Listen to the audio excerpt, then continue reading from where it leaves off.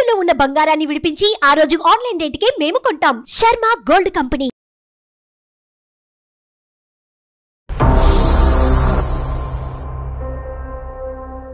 అతను ముందే మాకు కొన్ని షరతులు పెట్టాడు. ఏమంటే తనేమన్నా పడి ఉండాలి, తన మాటకి ఎదురు తిరగకూడదు, పిల్లలు కూడా ఆఖరికి తనేం చెప్తే అది చెయ్యాలి.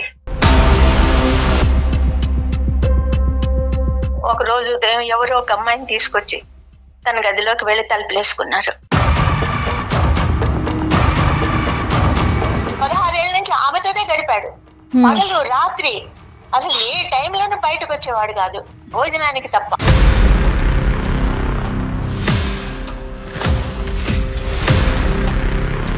ఎవరు లేరు ఆమెకి. ఏదో నేను పక్కనున్న పరిచయాలు కాబట్టి కొద్దిగా ఆ ఉద్దేశంతో నన్ను ఆశ్రయం అడిగింది. దాంట్లో ఏముందమ్మా, ఏ ఆడదైనా కానీ తప్పదు, మరి మనం ఆదుకోవాలి, ఇది భారతదేశం. ఇది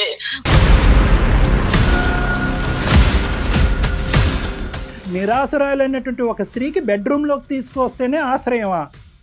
ఇప్పుడు బెడ్రూమ్ అంటే వేరే రూమ్ మనం కట్టించలేం కదా సార్. అందుకని భార్య ఉండాల్సిన ప్లేస్ లో ఎవరినో తీసుకొస్తానంటారు ఏంటండి బాబు మీరు? అసలు మీ బెడ్రూమ్ లో పెట్టి ఈవిని బాత్రూమ్ ఇచ్చారు ఈవిడికి? పెళ్ళన్నా చేసుకోవాలి, ఉంచుకోవాలన్నా ఉంచుకుంటే ఈ రెండిట్లు ఏదో ఒకటి జరిగితేనే జీవితాన్ని ఇచ్చినట్ల. ఆ జీవితాన్ని నేను ఆవిడకి ఇవ్వలేదు. ఆవిడికి కేవలం నేను గార్డియన్ టైప్. పరాయి స్త్రీని బెడ్రూమ్ లోకి తీసుకెళ్తారా? ఇదేం సంస్కృతి అండి బాబు? తీసుకెళ్ళటం కాదు, 16 సంవత్సరాల పాటు అక్కడే ఉంచారు. పిల్లలతో పాటు ఉంచొచ్చు కదా, ఇంకా వేరే రూమ్ లేదా మేడం? ఈమెని వేరే రూము, ఆమెని వేరే రూమ్ లోనే పెట్టాము. ఇద్దరికి రూమ్లే ఉన్నాయి. ఎవరు బయట హాల్లో పడుకోవట్లేదు. మీరు జాలి చూపించి ఇప్పుడు వరకు మీరు ప్రయాణం చేసినటువంటి ఆడపిల్లతో మీకు ఎటువంటి సంబంధం ఉంది అనేది క్లియర్ కట్ గా చెప్పేసేయండి. అది తప్పు. అలా పరాయి ఆడదాని మీద నిందలు వేయడం వద్దులేండి, మేము అంత పాపం చేయండి.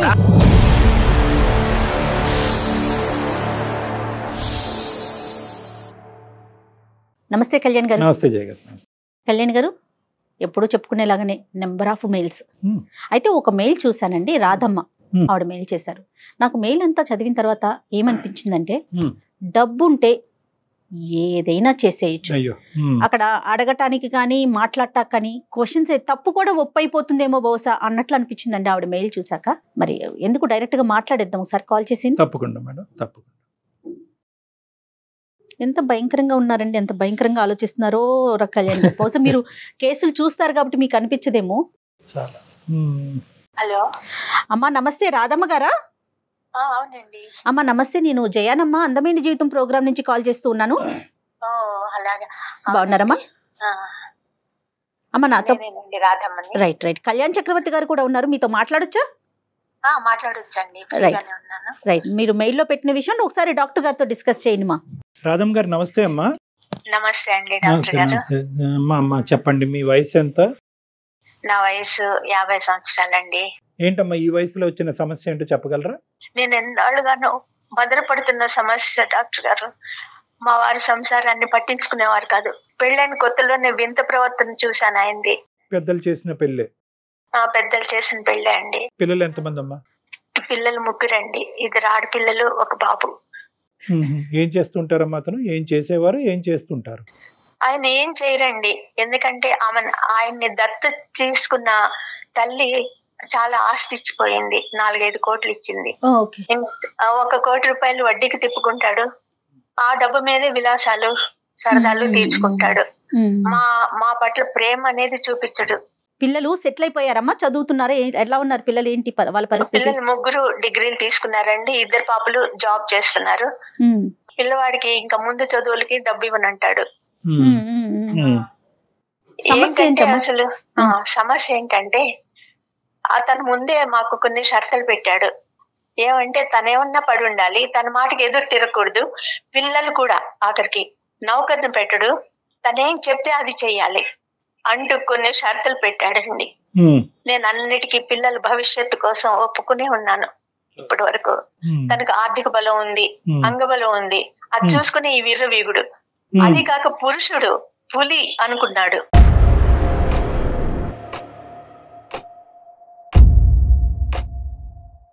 ఒక రోజు ఉదయం ఎవరో ఒక అమ్మాయిని తీసుకొచ్చి తన గదిలోకి వెళ్లి తలుపులేసుకున్నారు.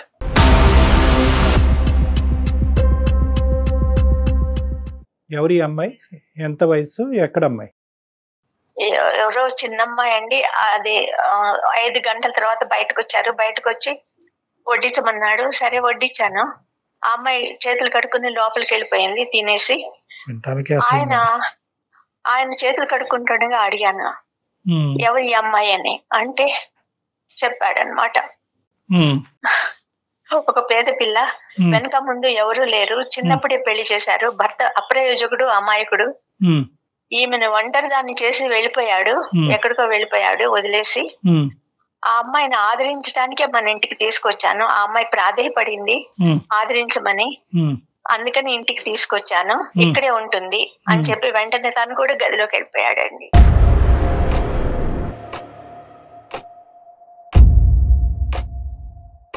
మీరు ఎందుకు యాక్సెప్ట్ చేశారు? మమ్మల్ని వాక్ స్వాతంత్రం లేకుండా చేశాడు కదా ఆయన. ముందరే చెప్పాడు కదా నేనేం చేసినా అది చూస్తూ ఉండాలి. చేయటం అంటే ఏంటమ్మా, మీరు వైఫ్ కదా, ఇప్పుడు ఇద్దరు ఈక్వల్ కదమ్మా. వన్స్ పెళ్ళంటూ జరిగాక అక్కడ ఆస్తిపాస్తులు ఏముంది కళ్యాణ్ గారు? కానీ దానికి ముందు ఈవిడ రాకముందు మీ స్థానబలం ఎంత ఉందమ్మా? మీ ఒక భార్యగా మీకు ఎంత ఇంపార్టెన్స్ ఉంది, 3 పిల్లల తల్లిగా మీకు ఎంత ఇంపార్టెన్స్ ఉంది? ఈవిడ వచ్చే టైంకి 3 పిల్లల్ని కన్నారా లేదా? వచ్చే టైంకి 3 పిల్లలు ఉన్నారండి నాకు. మరి ఆటోమేటిక్ గా మీకున్న ఇంపార్టెన్స్ ఏంటి? పిల్లలకు అనేటటువంటి మెషిన్ లాగా మీరు మీ పాత్ర, లేదంటే ఒక భార్యగా మీకు స్థానం ఉందా? పిల్లల మీద కూడా అరిసేవాడు, ఏమన్నా అడిగితే అరిసేవాడు. నేనేమన్నా మాట్లాడినా నోరు మూసుకో అని చెప్పేవాడు. 3 పిల్లల్ని కానీ మీకు దిగ్గొట్టాడు మీ నెత్తి మీద మాట్లాడకుండా. అంతే అండి, అలాగే చేశాడు. Right right. మీరేమన్నా చదువుకున్నారమ్మా? నేను డిగ్రీ చేశానండి. ఏం లాభం, అన్ని చేసి వంటింటి కుందేళ్ళని అయిపోయాను, ఇంటికి పని మనిషిని అయిపోయాను, ఒక జైలుకి పరిమితం అయిపోయింది నా బ్రతుకు.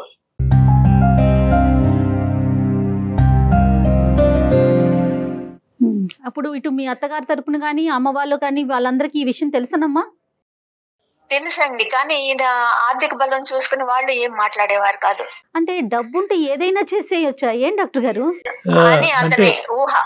ఎలా ఉన్నారు జనం, ఇలా కూడా ఉన్నారా?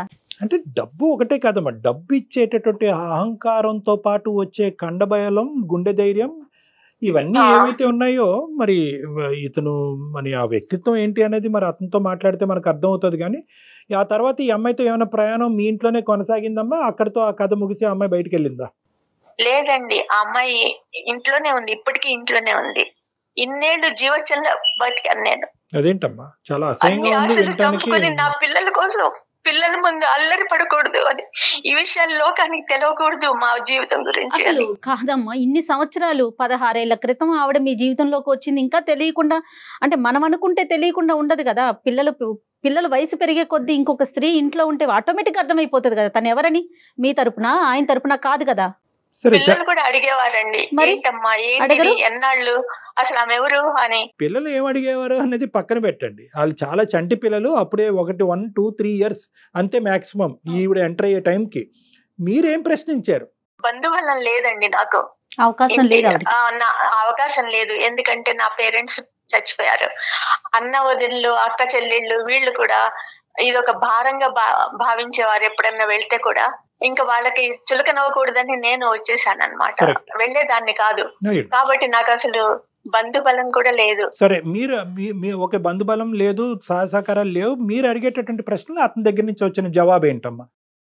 ఇదే చెప్పాడండి, ఆమెకి నిస్సహాయాలు, ఆమెని ఆదరించడానికే నేను తెచ్చాను అని చెప్పేసి వెళ్ళిపోయాడు అనమాట. నా నిస్సహాయత గురించి ఎవరు ఆలోచిస్తారని అడగలేదా మీరు? అడిగితే కసురుకునేవాడండి, చెయ్యెత్తేవాడు. ఏం చెయ్యాలి?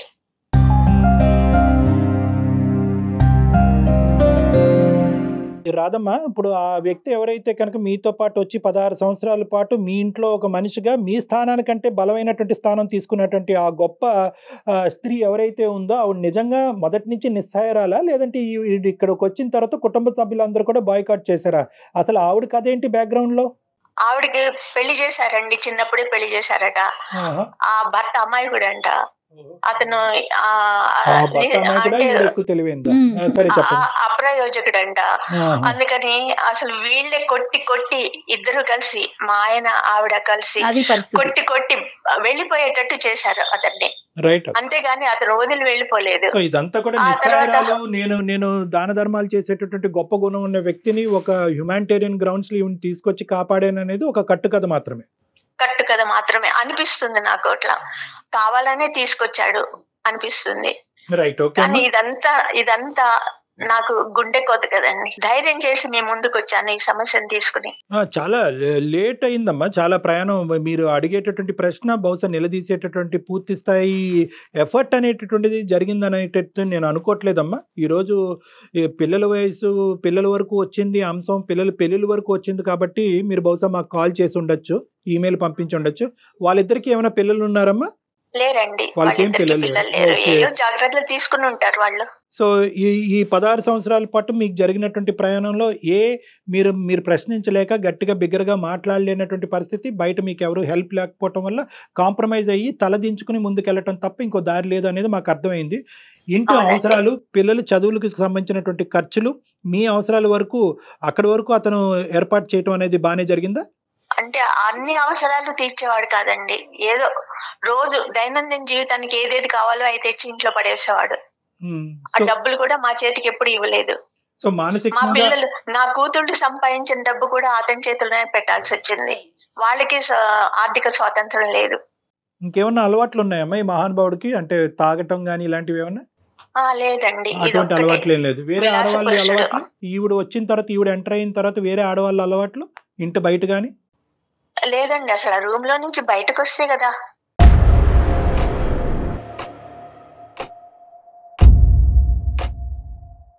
కాదు కళ్యాణి గారు, సంవత్సరాలు గడిచిపోయినాయి. ఇప్పుడు వరకు ప్రశ్నించినటువంటి రాధమ్మ గారు ఈ రోజు మాకెందుకు ఈమెయిల్ పంపించారు? అది నేను ఎప్పటికైనా దీనికి సొల్యూషన్ ఉంటుంది మీ దగ్గర అని.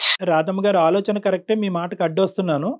కానీ ఏంటంటే టైం ఇస్ ద ఎసెన్స్ అమ్మ. బహుశా ఇది ఏంటంటే చాలా లేట్ అయింది, అయినా కానీ మన వంతు ప్రయత్నం మనం చేద్దాం. పిల్లల్ని కనేసాను కాబట్టి నేను తలదించుకుని ముందుకెళ్ళటం తప్ప ఇంకో దారి లేదు అని చెప్పి స్టార్టింగ్ లో మీరు వెనకడుగు చేశారు చూడండి, అదే ఈ రోజు మీ మెడ చుట్టుకుంది. పిల్లల మీద ప్రేమ చూపించడండి. నా మీద ప్రేమ అసలు ఎప్పుడో పోయింది, అసలు లేదు ప్రేమ. ఏదో వాడుకున్నాడు తప్ప. ఇప్పుడు ఈ ప్రేమనంతా ఆమెకి ఇస్తుంటే నాకు ఎంత కంటకింపుగా ఉంటుంది. పిల్లలు ఏమైపోతున్నారు, పిల్లలు పెరిగారే, వాళ్ళకి పెళ్లిళ్ళు చెయ్యాలి అనే ఆ ఆలోచన కూడా లేదు ఆ మనిషికి. ఇప్పుడు అతనికి ఆలోచన లేదు, అక్కడ ఉన్నటువంటి ఆమెకు సిగ్గు లేదు, మనకు అర్థమవుతుంది.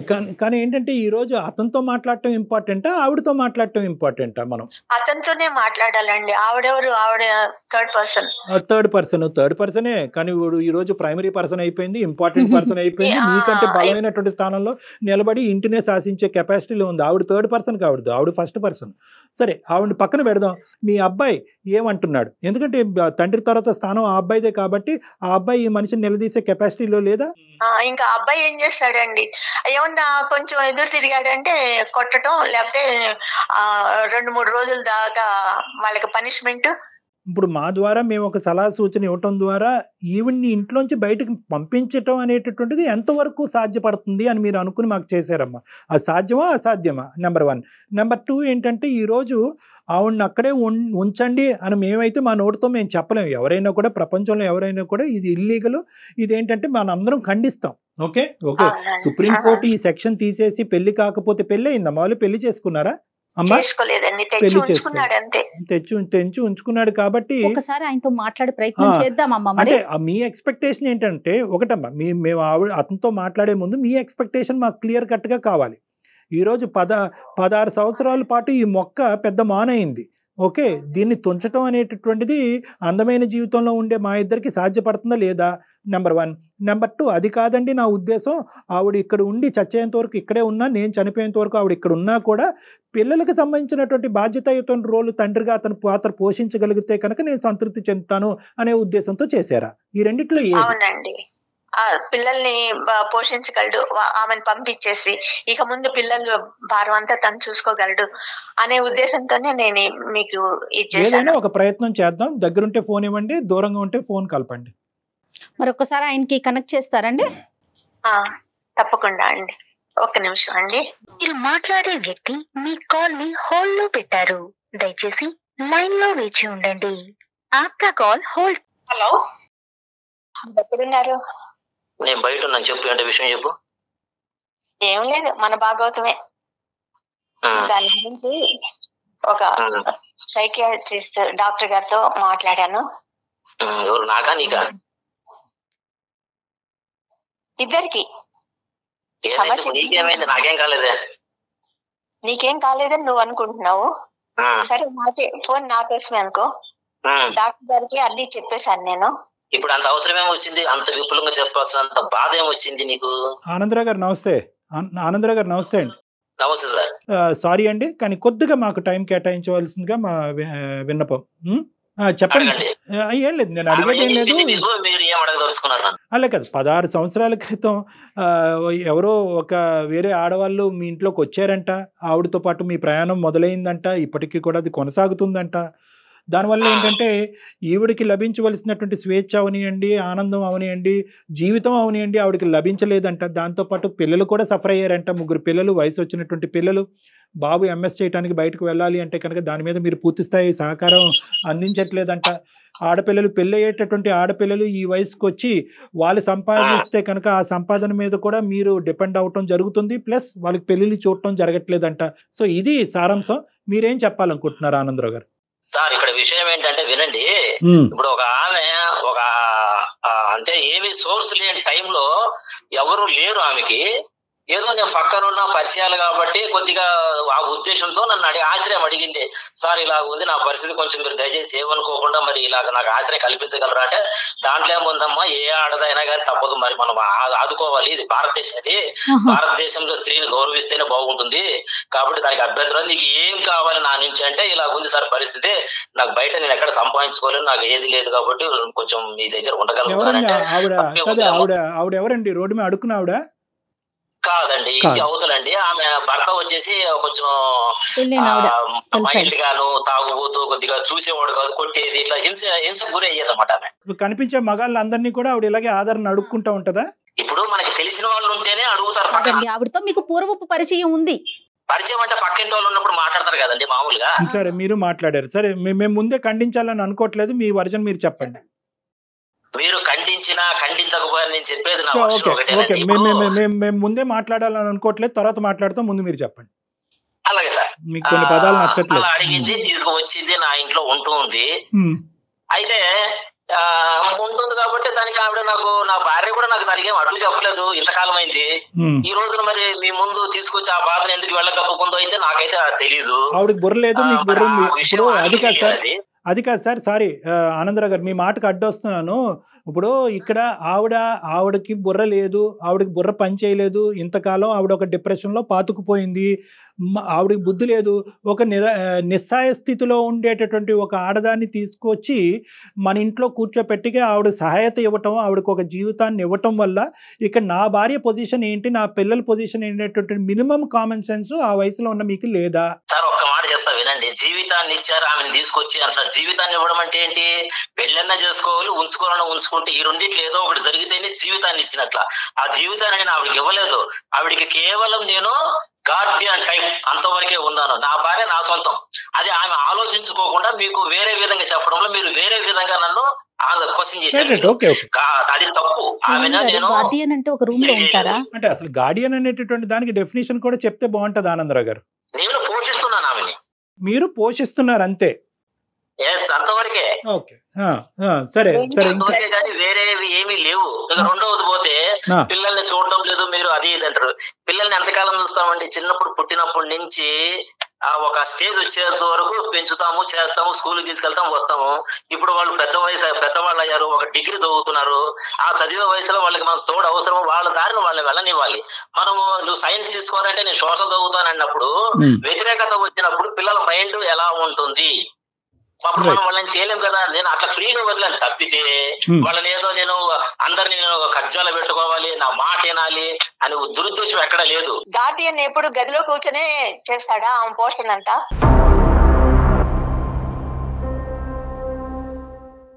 తండ్రిగా బాధ్యతలు ప్రతి ఒక్కరికి ఉంటాయండి. ఆడపిల్ల మీద ఉంటుంది, మగపిల్లవాడి మీదుగా ఉంటుంది, అందరి మీద, భార్య మీద కూడా బాధ్యత ఉంటుంది. బాధ్యత లేకుండా ఏ మొగుడు ప్రవర్తించడు. కాకపోతే వీళ్ళు అర్థం చేసుకునే విధానాలు వేరున్నాయి. ఆమె బాధ్యత లేదు, పిల్లల్ని చదివించలేదు అనేసి. నేను చిన్నప్పటి నుంచి మరి ఎవరు కట్టారండి ఫీజులు? వాళ్ళని బాగా నూరి పోసింది వాళ్ళ మెదడులోకి, నాన్న ఇట్లా అని. ఆయన చెప్పేదంతా డ్రామా, అదేం కాదు. తీసుకొచ్చాడు, గదిలోకి వెళ్ళాడు, ఈ 16 ఏళ్ల నుంచి ఇది జరుగుతూనే ఉంది. ఏ గదిలోకి వెళ్ళాడమ్మా? ఏ గదిలోకి వెళ్ళాడు? ఎవరి గదిలోకి వెళ్ళాడు? ఏం చేశాడు ఆ గదిలో? మా మాస్టర్ బెడ్రూమ్ లోకి వెళ్ళాడండి. ఇవాళ వరకు నేను ఆ రూమ్ లో అడుగు పెట్టలేదు. ఈ అమాయకత్వమే కదా తల్లి ఇక్కడ దాకా తీసుకొచ్చింది. ఆనందరావు గారు, గార్డియన్షిప్ అంటే మాస్టర్ బెడ్రూమ్ లో ఈవిని బయటకు నెట్టేసి ఆవిడతో పాటు ఉండటాన్ని గార్డియన్షిప్ అంటారా? ఏమో, నాకు ఫస్ట్ టైం ఈ గార్డియన్షిప్ యొక్క మీనింగ్ తెలిసింది ఇంతకాలం నేను 20 సంవత్సరాలు చదువుకున్న తర్వాత. సార్ ఇప్పుడు ఆమె ఒక మాట ఉపయోగించింది, డ్రామా అని. మరి అది కూడా తలుపేసుకుని కూర్చుంది కూడా డ్రామా అవ్వచ్చు కదా? డ్రామా సంగతి పక్కన పెట్టండి. ఈ బెడ్రూమ్ లో వేరే స్త్రీకి అసలు స్థానం ఎందుకు? ఆవిడ ఉండవలసినటువంటి అవసరం ఏముంది? నిరాశ్రయాలైనటువంటి ఒక స్త్రీకి బెడ్రూమ్ లోకి తీసుకొస్తేనే ఆశ్రయమా?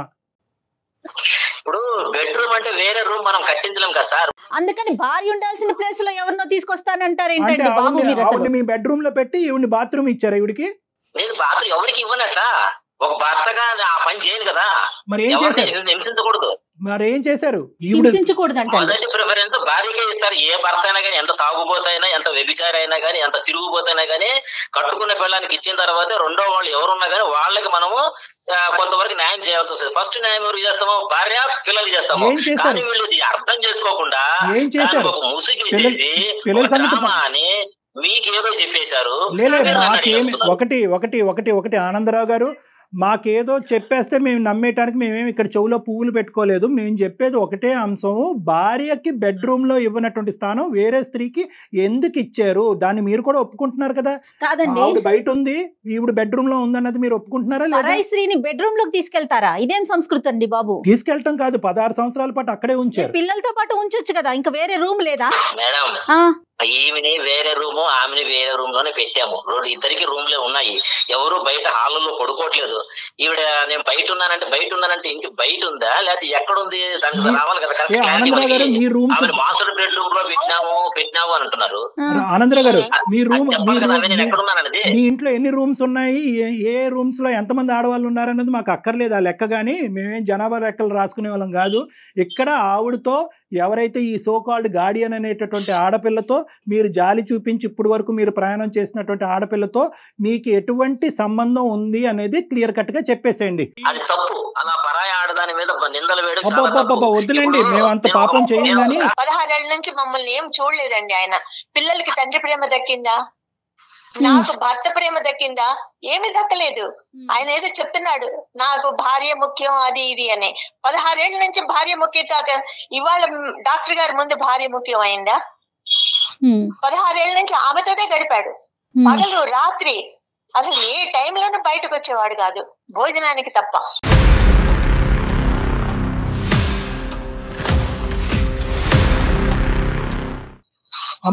అటువంటి వాడికి భార్య ముఖ్యము, పిల్లలు ముఖ్యము అంటే ఇవాళ నమ్ముతానా నేను?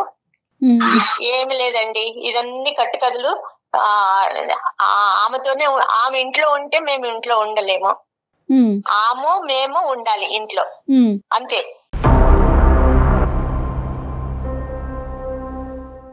నేను ఒక ప్రశ్న అడుగుతాను, 16 సంవత్సరాల పాటు మీరు ఎందుకు నోరు మూసుకుని ఊరుకున్నారు?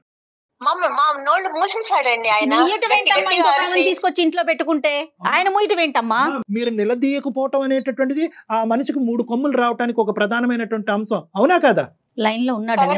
ఆ రోజు ధైర్యం లేక, మాకు వాక్ స్వాతంత్రం లేక, నాకు వెనక ముందు ఎవరు లేక, నా పిల్లల్ని నేను జీవితం లాగా బతికాను.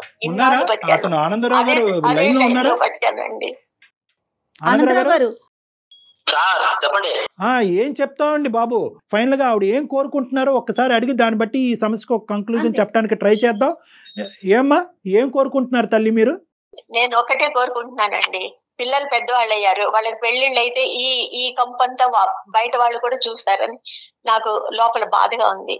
అది ఎవరికి తెలియకూడదు అనుకుంటే ఆ అమ్మాయిని పంపించేయండి. ఉంటే ఆ అమ్మాయి ఉండాలి, లేకపోతే మేము ఉండాలి.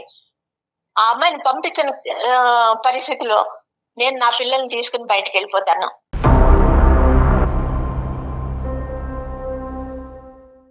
సార్ ఇప్పుడు అదే వాళ్ళు ఉద్యోగాలు చేస్తున్నారనే మనోధైర్యంతోనే బయటికి వెళ్తాను.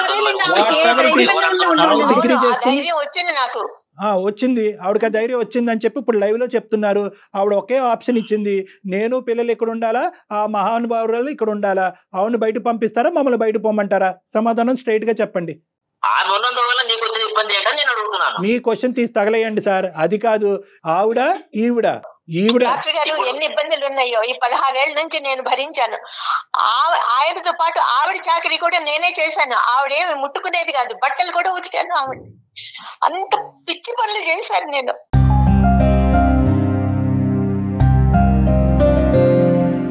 నేను నా పిల్లల్ని తీసుకుని బయటికి వెళ్ళిపోతాను, అంతే. తను ఏం చేసుకుంటాడు చెయ్యి. ఆనందరావు గారు, మీకు ఒక నమస్కారం అండి. మీలాంటి సంస్కారవంతుల్ని ఇంతవరకు మా జీవితంలో చూడలేదండి. చాలా ధన్యవాదాలు లైన్ లోకి వచ్చినందుకు. నమస్కారం. మంచిదండి, మంచిది. అంతే అంతే, క్షమించండి మేము మాట్లాడినందుకు మీతో. నమస్కారం, ఉండండి. చూసారా ఎలా మాట్లాడుతున్నాడు? అమ్మా అమ్మా అమ్మా అమ్మా అమ్మా ఇప్పుడు తీసుకొచ్చింది నువ్వే తల్లి, ఇక్కడి వరకు తీసుకొచ్చింది మీరే. దానికంటే ఇంపార్టెంట్ ఏంటంటే కనుక ఇలాంటి అంశాలు వింటే కనుక ప్రతి వాళ్ళకి మేమేమన్నా ఈ ప్రోగ్రామ్ ద్వారా రాంగ్ ఐడియాస్ ఇస్తున్నామేమో, ఆడవాళ్ళని తీసుకొచ్చి ఇంట్లో పెట్టుకుని ఆశ్రయం కలిగించామో, నిరాశ్రయులైనటువంటి స్త్రీలు అని చెప్పి ఒక కొత్త కాన్సెప్ట్ ఓపెన్ అవుతుందేమో అనే భయంతో అతను గుడ్ బై చెప్పాం. ఇంకెక్కువ మాట్లాడలేమమ్మా అలాంటి వ్యక్తులతో. మీకు అవకాశం ఉంటే ఒకసారి పర్సనల్ గా డాక్టర్ గారిని కలవండి. మరింత మనోధైర్యం తెచ్చుకోండి తల్లి. మీ నిర్ణయం మీరు తీసుకోండి, సరేనా? ప్రతి అడుగు ఆలోచనతో తీసుకోవాలి, ఇమోషన్తో కాదు. ఇప్పుడు ఆ మనిషి మళ్ళీ మీ దగ్గరికి వస్తాడు, 3 పిల్లల్ని తీసుకుని నువ్వు బయటకు ఎలా బతుకుతావు అని చెప్పి మీరు జాగ్రత్తగా గుర్తుపెట్టుకోవాలి. పిల్లలు చిన్నగా ఉన్నప్పుడు వాళ్ళు మీ మీద డిపెండ్ అయినప్పుడు బహుశా అతను చెప్పినటువంటి కాన్సెప్ట్ రైట్ ఏమో, బహుశా అదే కాన్సెప్ట్ వల్ల చాలా మంది ఆడవాళ్ళు అలాగా దహించుకుపోతున్నారు. కానీ ఇప్పుడు పిల్లలు నీ వెంట ఉన్నారు అనేటటువంటి మనోధైర్యం, పిల్లలు మిమ్మల్ని కాపాడుతారు అనే ధైర్యం మీకు ఉంటే కనుక ఇక్కడ ఇమోషన్తో కాదు, లాజిక్తో నిర్ణయం తీసుకోండి. ప్రతి నిర్ణయంలో ఒక ప్రొఫెషనల్ యొక్క హెల్ప్ ఉండాలి. అది నాలాంటి సైకాట్రిస్ట్ అయినా అవ్వచ్చు, లేదంటే ఒక లీగల్ హెల్ప్ అయినా అయి ఉండొచ్చు. ఆ విధంగా మీరు ఖచ్చితమైనటువంటి ఒక మార్గాన్ని నిర్ణయించుకుని ముందుకెళ్ళేటటువంటి ప్రయత్నం చేయండి. రైట్ అమ్మా? నమస్తే అమ్మా. థాంక్యూ సో మచ్ అండి. నమస్తే రాధా. నమస్తే డాక్టర్ గారు. All the best. జాగ్రత్త. నమస్తే. బా, ఎంత అమాయకంగా ఉన్నారు కళ్యాణ్ గారు. జయ గారు అమాయకంగా ఉన్నారా? వాళ్ళని అలా అమాయకంగా ఇలా మౌల్డ్ చేస్తారా? నాకు ఒక్కటే అర్థం కావట్లేదండి. ఈ కాన్సెప్ట్ విన్న దగ్గర నుంచి, మెయిల్ చూసిన దగ్గర నుంచి, అంటే ఆర్థిక స్వాతంత్ర్యం లేకపోతే పార్ట్నరు ఏం చేసినా పడాలా? అది ఏంటి ఇప్పుడు ఆమె చెప్పేది అదే కదా. ఆర్థిక స్వాతంత్ర్యం, financial dependency or independency is in our brain. ఈ దరిద్రం చూసేదానికంటే నా మటుకు నేను మరుతాను. లేదంటే 1 year అవకాశమే, 2 years అవకాశమే, 3 years అవకాశమే, 16 సంవత్సరాల అవకాశాలు ఇస్తారా? 16 సంవత్సరాల పాటు ప్రశ్నించి నువ్వు ఇప్పుడు ఎందుకు ప్రశ్నిస్తావని అడుగుతున్నాడు. ఇంట్లో పెట్టుకుంటే తప్పేంటని మాట్లాడుతున్నాడు. అందుగురించి టైం ఇస్ ద ఎసెన్స్ అన్నానమ్మా. అడగవలసినటువంటి సమయంలో అడగాలి, నిలదీయవలసినటువంటి సమయంలో నిలదీయాలి, నిర్ణయం తీసుకోవాల్సిన సమయంలో నిర్ణయం తీసుకోవాలి. ఖచ్చితంగా డాక్టర్ గారు, ఖచ్చితంగా రైట్ అండి. నమస్తే. థ్యాంక్ యూ జయ గారు. నమస్తే.